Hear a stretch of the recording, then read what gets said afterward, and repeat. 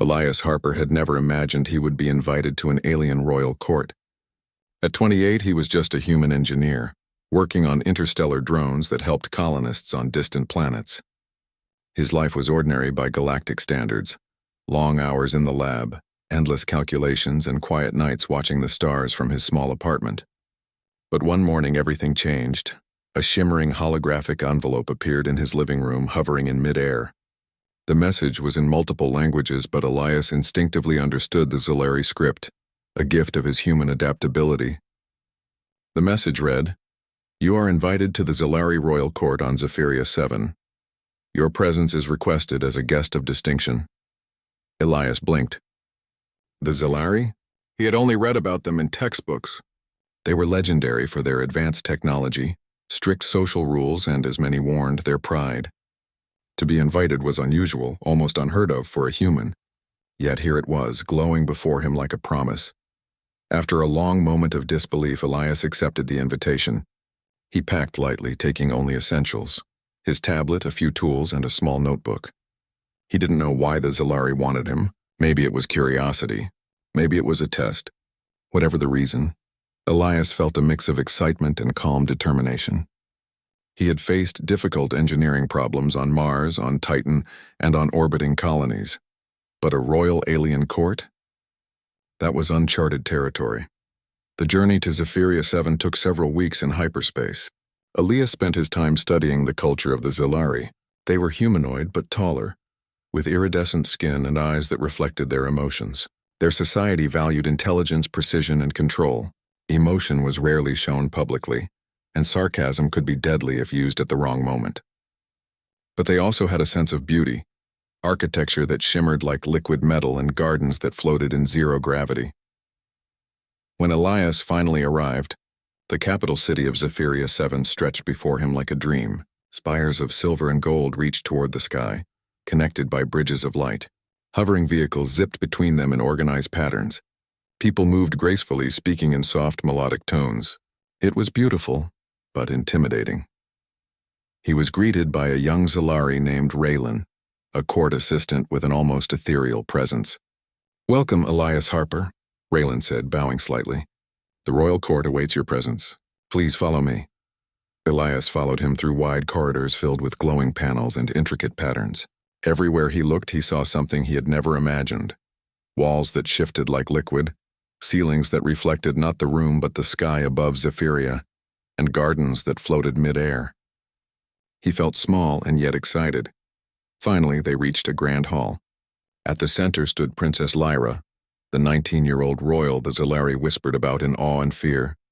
She had long silver hair that shimmered in the ambient light, and eyes that glowed faintly violet. She was dressed in a gown that seemed to flow like water, perfectly reflecting her status. Around her were courtiers, each radiating elegance and authority. Lyra's eyes settled on Elias, and for a moment, she studied him like an object under a microscope. Then, with a smile that was sharp rather than kind, she spoke in a melodic tone, loud enough for all to hear.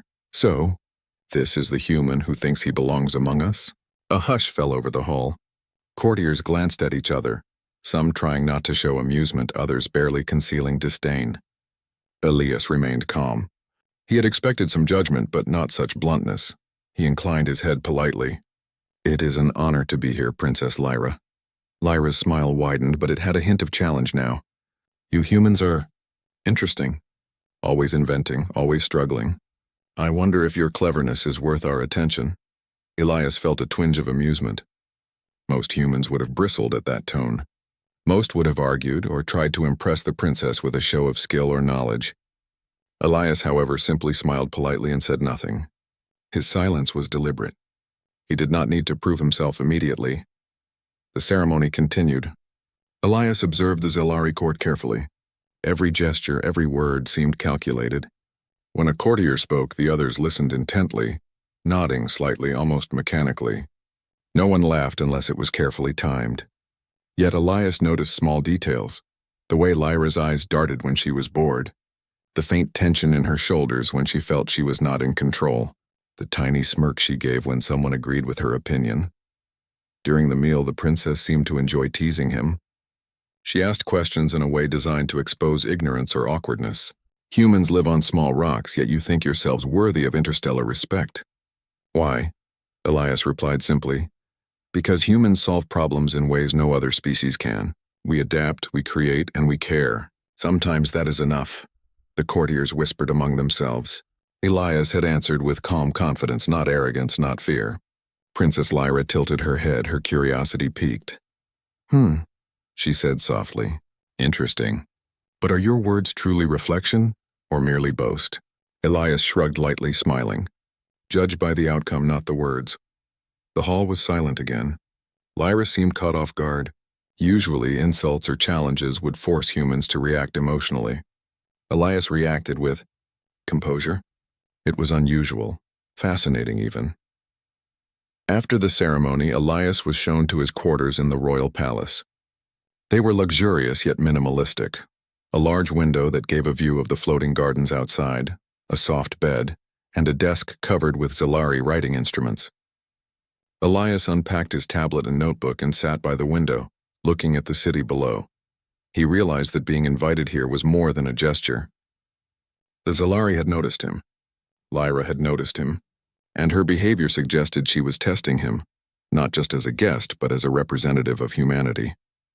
He smiled quietly to himself. Humans had survived countless challenges, from the harsh climates of distant planets to the complexities of interstellar travel. Being here was just another challenge, but one he would meet with patience and calm, rather than force or anger. That night, as Zephyria 7's twin moons rose in the sky, Elias thought about what tomorrow might bring. The Zalari royal court was full of rules, rituals, and politics he did not yet understand.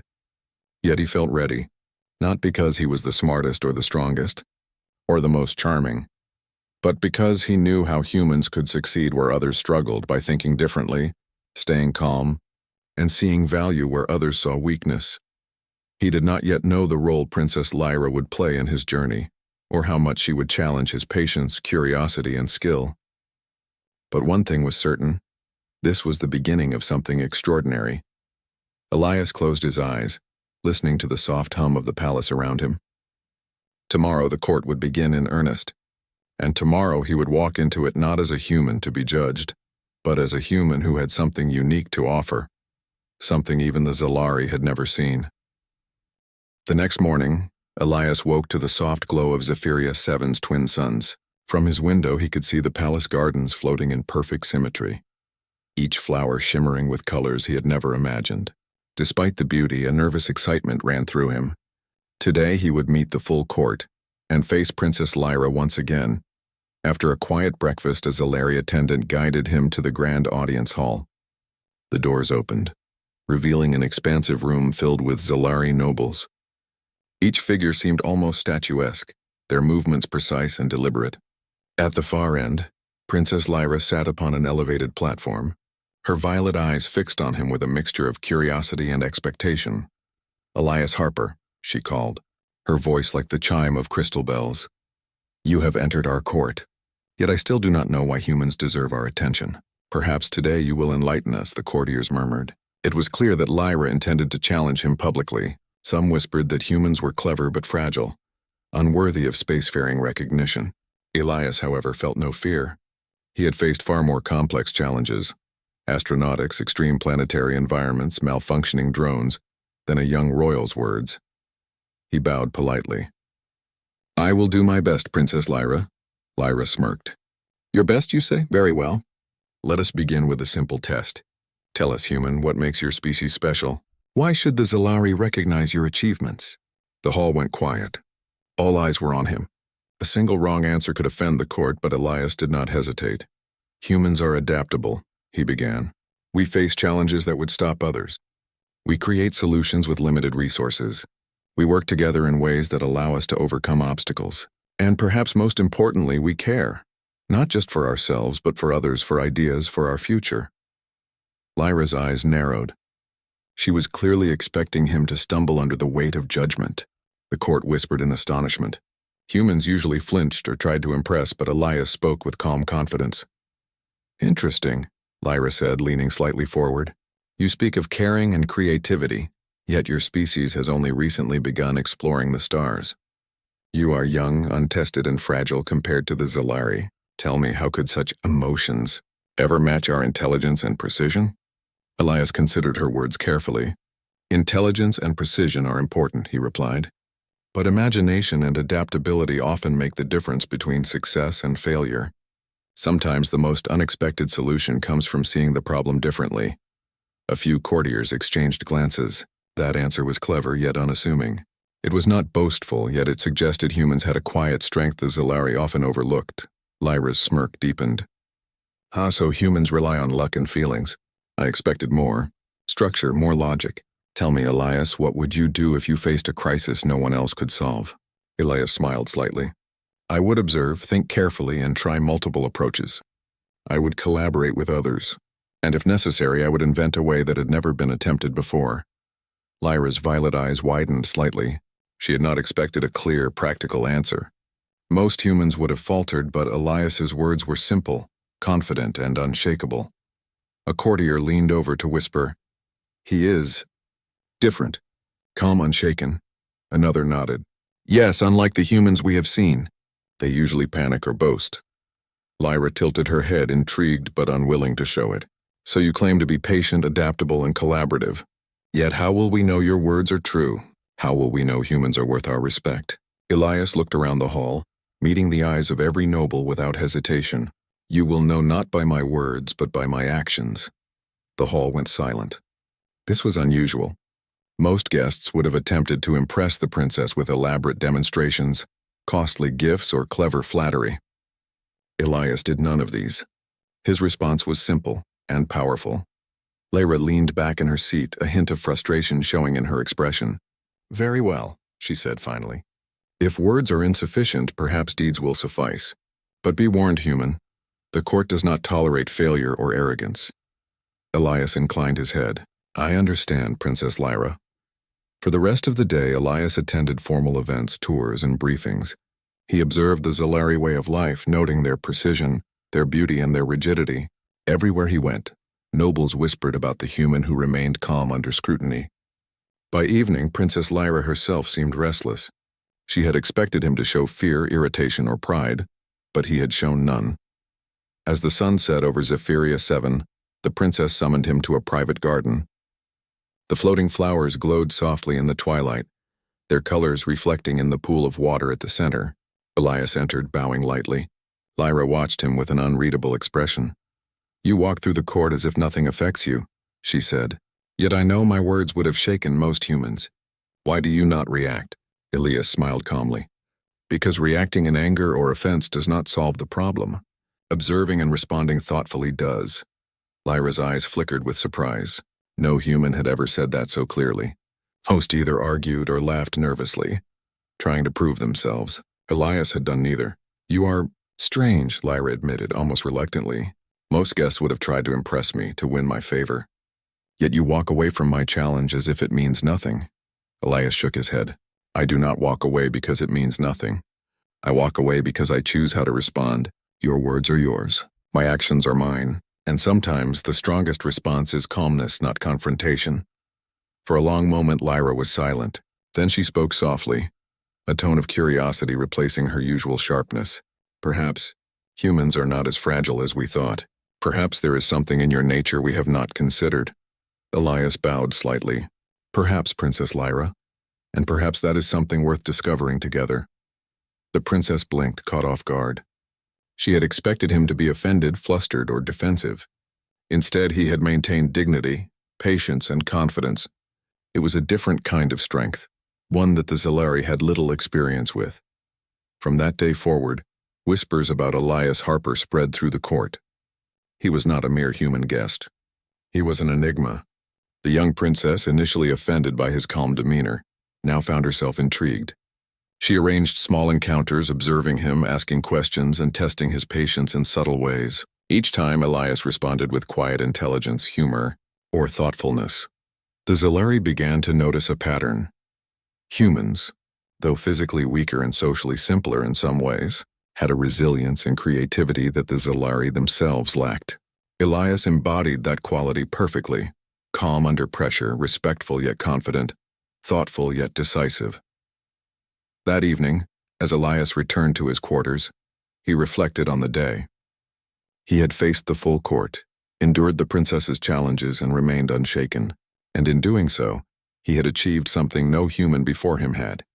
He had commanded attention without demanding it, impressed without showing pride, and walked away without losing dignity. Elias understood that his journey in the Zalari court was only beginning. Princess Lyra's challenge had not been a trap.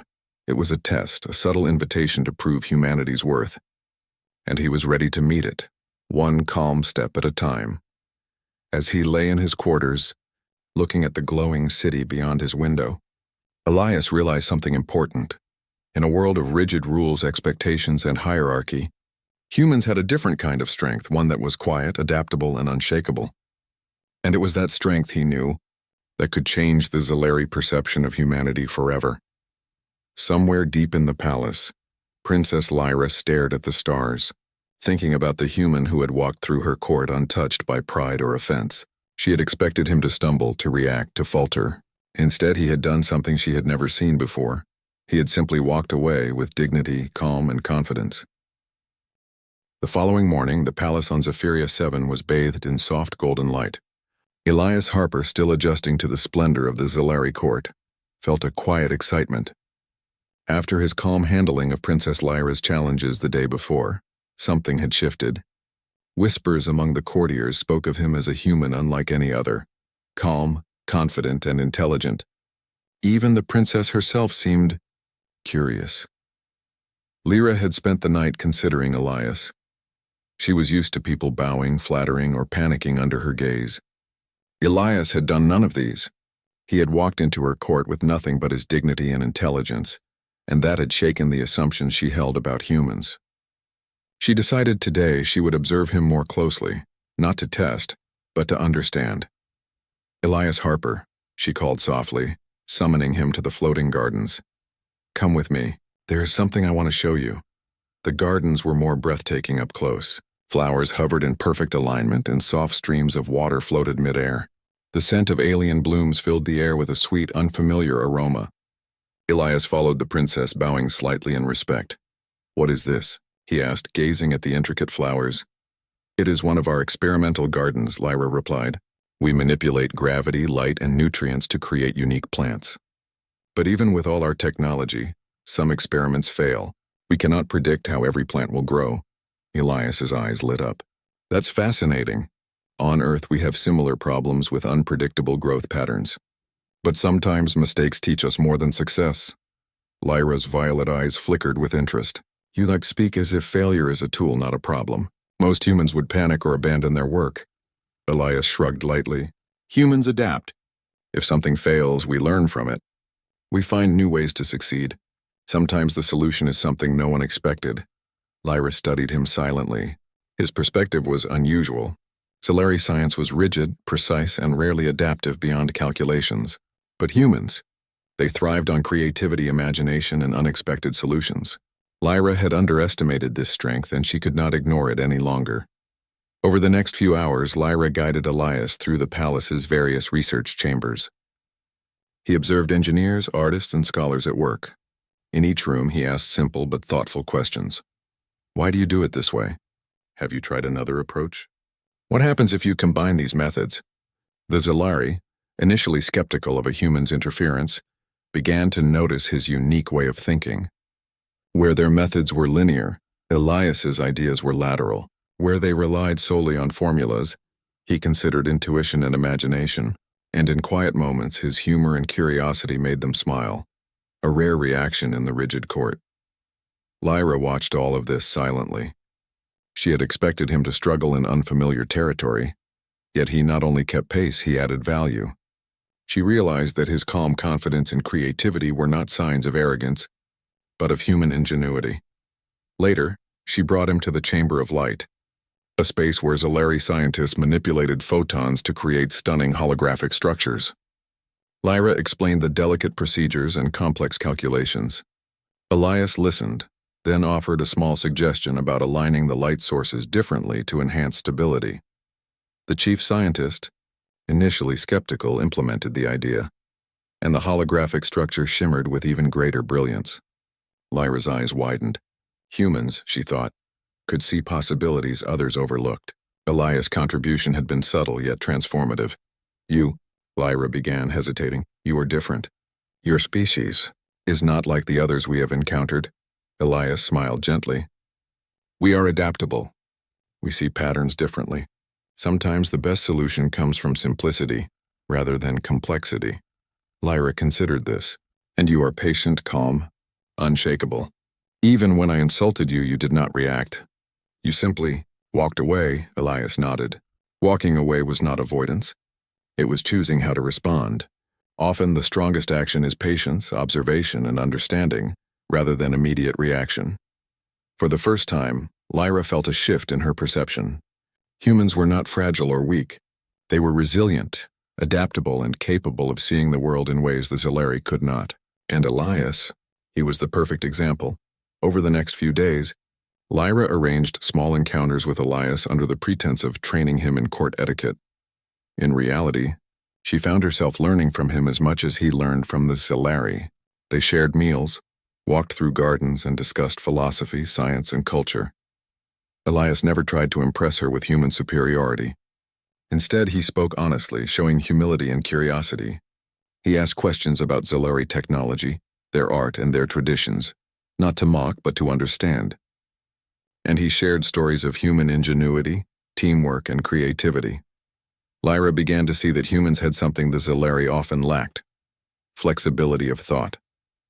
Where Zeleri culture emphasized perfection and precision, humans embraced imperfection and used it as fuel for growth. Their resilience in the face of adversity was extraordinary. One evening, they sat beside a floating pond in the palace gardens. Tiny bioluminescent fish swam through the air above the water, casting soft light. Lyra spoke quietly. Elias, why do humans endure so much and yet remain cheerful? You face difficulties I cannot imagine, yet you still laugh, still create, still hope. Elias smiled. Humans understand that life is unpredictable. We cannot control everything, but we can control how we respond. Challenges are not just obstacles. They are opportunities to grow, to learn, to become better. And laughter helps us survive the difficulties. Lyra considered this. She had lived all her life in a world of precision, where mistakes were rare and failure was dangerous. Yet here was a human, simple yet brilliant, teaching her a different way of thinking. Days turned into weeks. Elias continued to impress the court, not through displays of skill or grand gestures, but through quiet intelligence, curiosity, and adaptability. The Zeleri began to recognize a truth they had ignored. Humans were not just visitors or subjects to be studied. They were creative, resilient, and capable of contributing in ways that were unexpected, yet invaluable. Lyra herself found her initial frustration turning into admiration. She had thought Elias weak because he did not react to her insults. She had thought him ordinary because he did not flaunt wealth or power. But he was neither. He was extraordinary in his own way, quiet, thoughtful, and courageous in a manner the Zeleri rarely understood. One afternoon, Lyra led him to the palace's observatory, a domed structure with telescopes that could peer into distant galaxies. She gestured to the stars. Elias, you humans look at the universe with hope, with curiosity. We Zeleri often see it with calculation and caution. What do you see when you look at the stars? Elias gazed upward, letting the light of distant suns reflect in his eyes. I see possibility. I see challenges waiting to be solved. I see stories yet to be told. And I see that even in vastness there is room for connection, for understanding, and for growth. Lyra remained silent for a moment. Touched by his words, she realized that humans, in their simplicity and resilience, had a type of courage the Zeleri rarely acknowledged. And Elias embodied that courage fully, calm, humble, and quietly extraordinary. By the end of the day, the princess admitted to herself something she had never said aloud. She underestimated humans. And more importantly, she underestimated Elias. He was no ordinary guest. He was a human with patience, creativity, and integrity, a combination that could change perceptions, influence decisions, and perhaps even reshape her understanding of the galaxy. That night, as Elias returned to his quarters, he reflected on his experiences. He had not fought battles or won duels. He had not dazzled with wealth or displays of power. Instead, he had relied on qualities that humans valued: calm observation, creative thinking, and respect for others. And these qualities had begun to make an impression, even on a young Zalari princess who had once mocked him. Elias smiled softly. The journey was only beginning. He had earned curiosity and cautious respect. Now he would build on it, not with pride, but with patience, humility, and human ingenuity. And somewhere he knew Princess Lyra was thinking the same thing.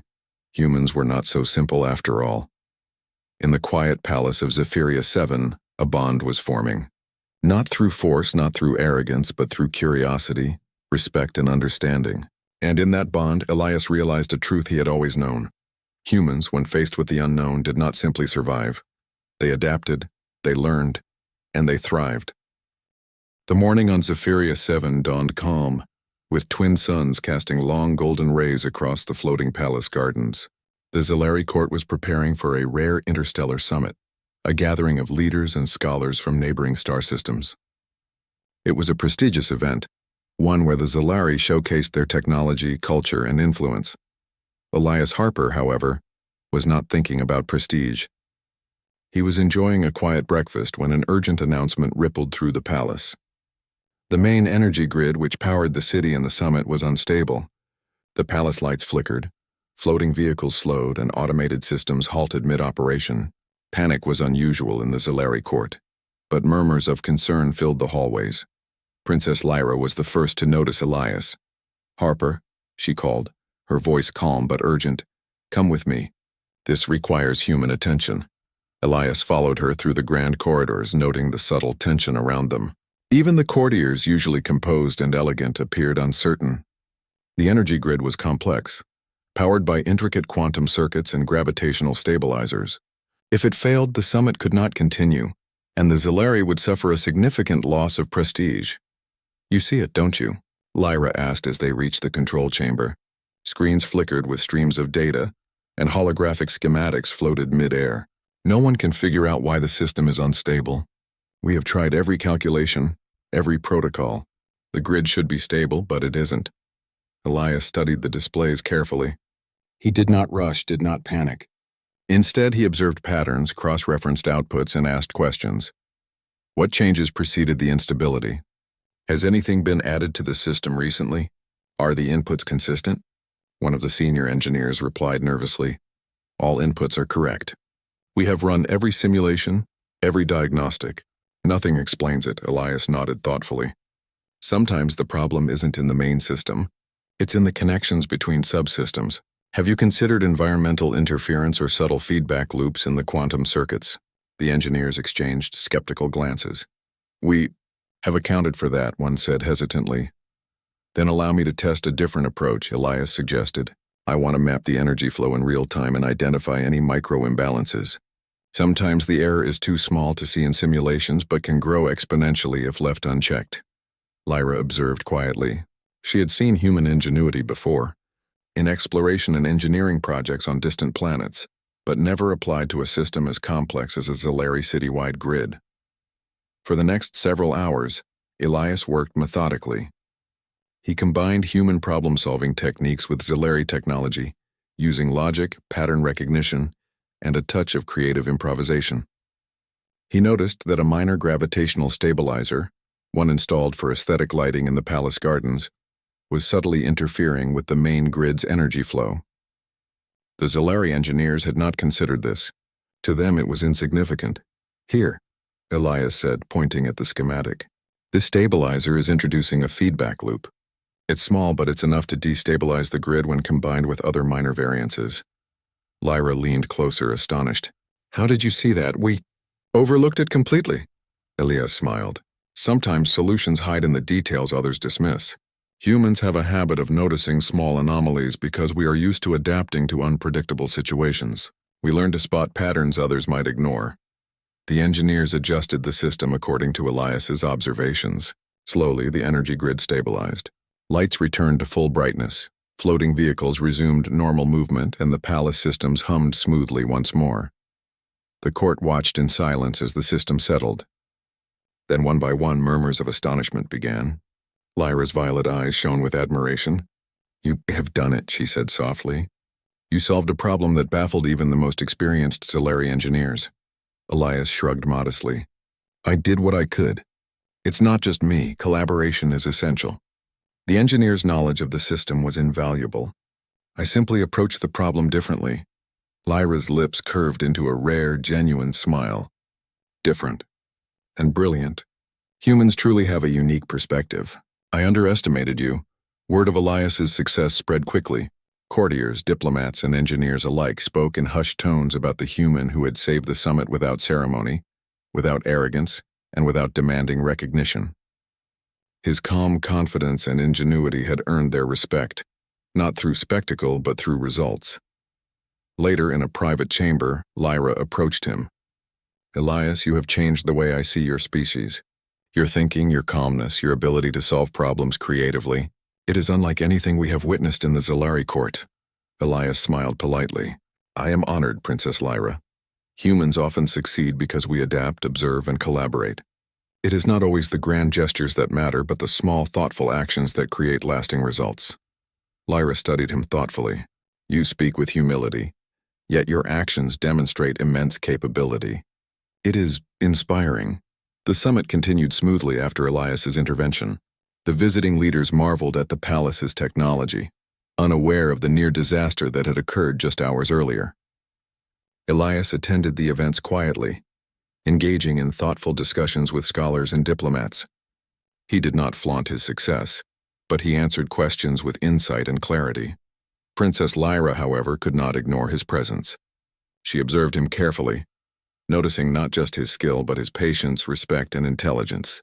In a society where status and power often dominated interactions, Elias's quiet confidence was refreshing and influential.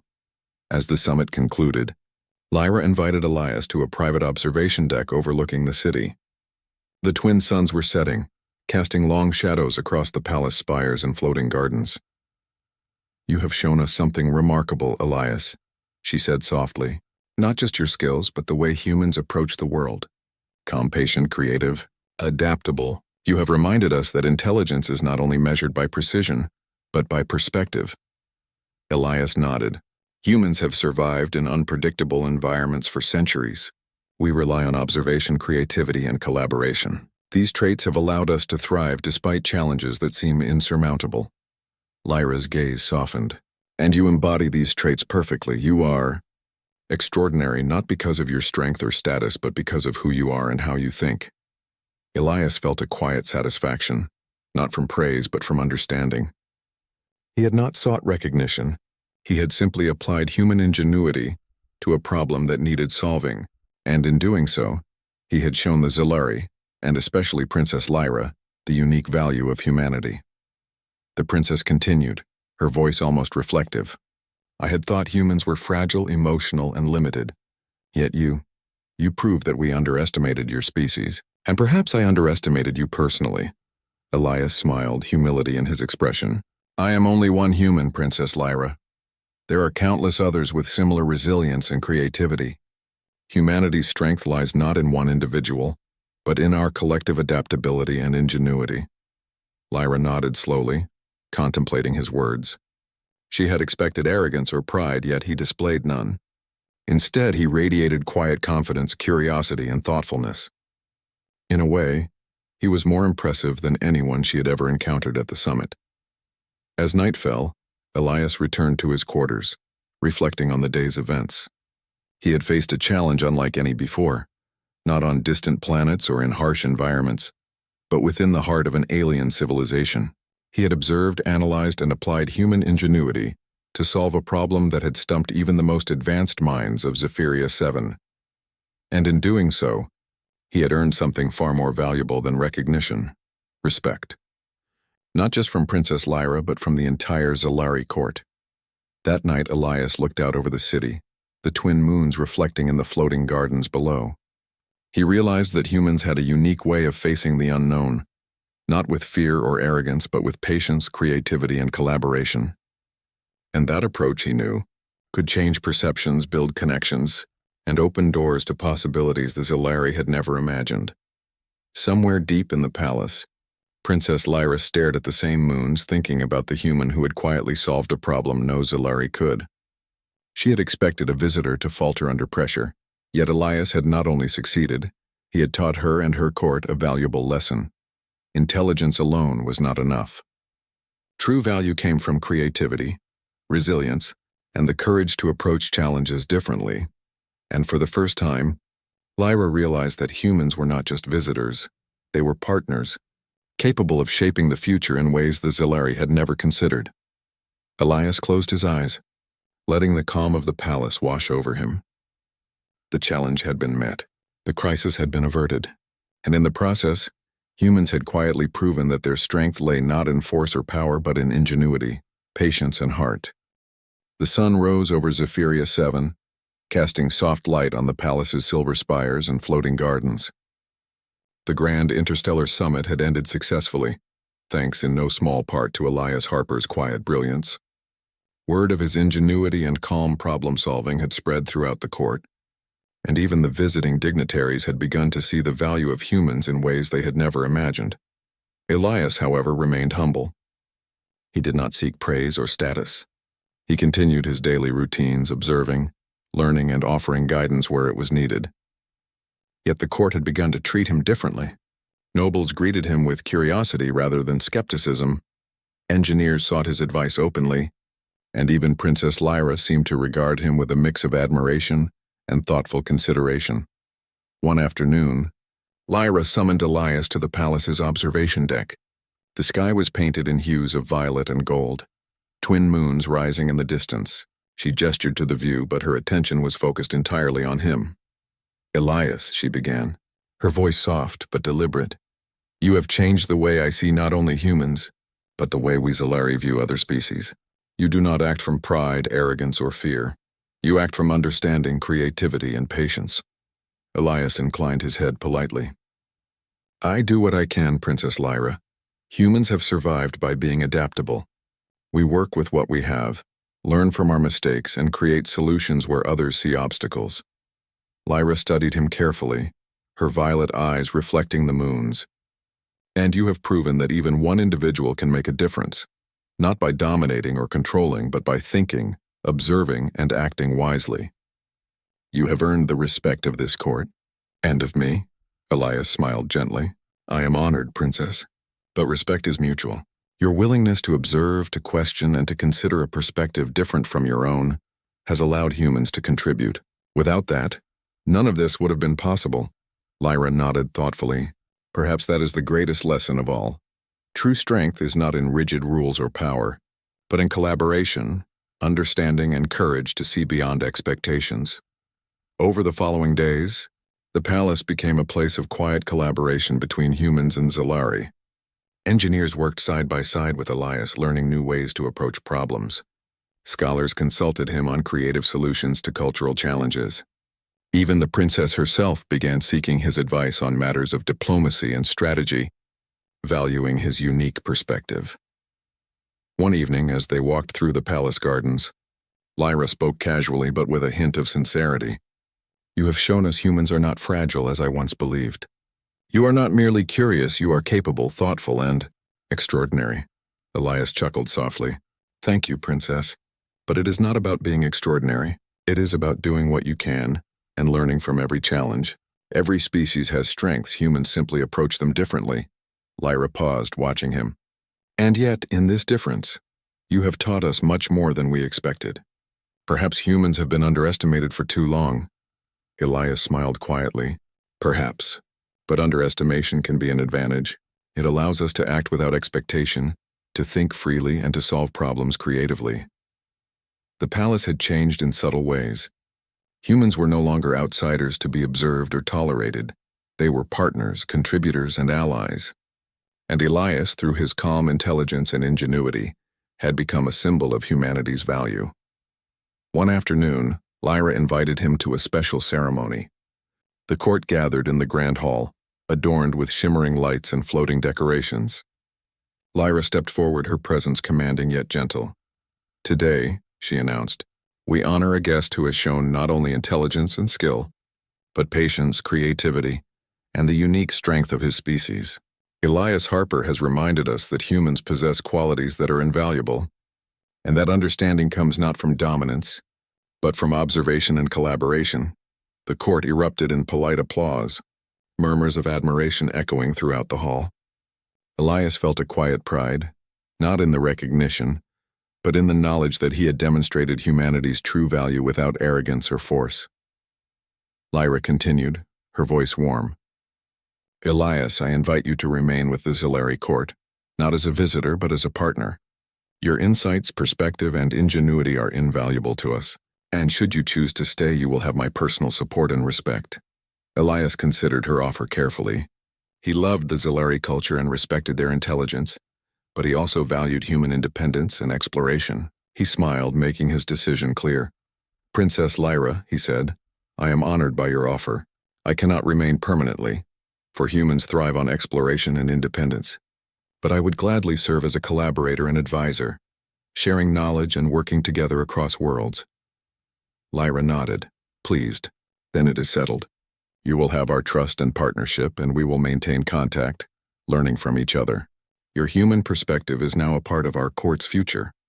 In the days that followed, Elias worked alongside the Zilari, helping them improve their energy systems, guiding young engineers in creative problem-solving, and sharing human approaches to science and culture.